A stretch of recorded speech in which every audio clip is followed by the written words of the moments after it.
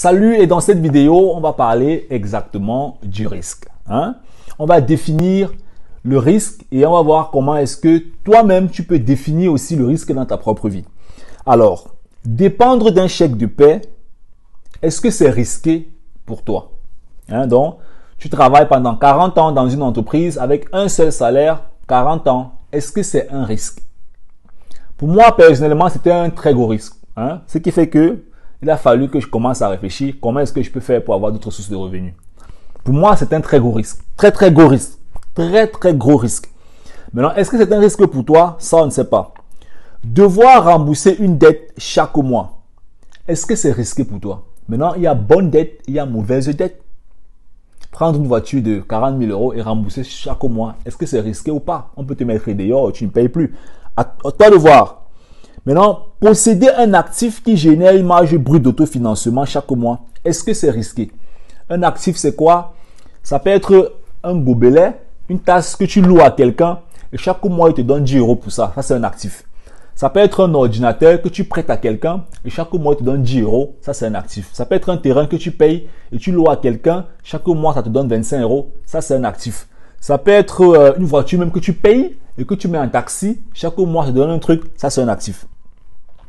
Consacrer du temps à apprendre l'ABC du domaine financier, est-ce que c'est risqué pour toi?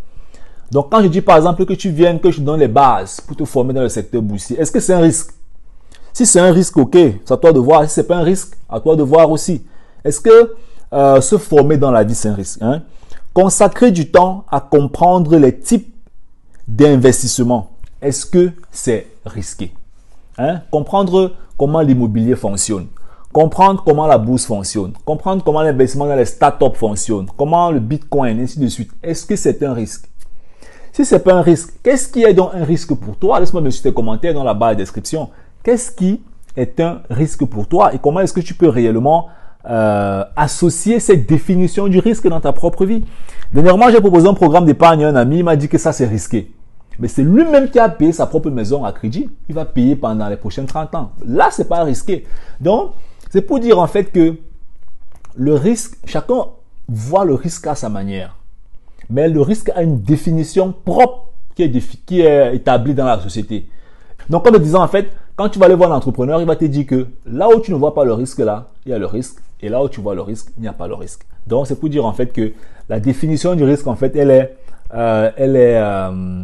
ça dépend de tout un chacun.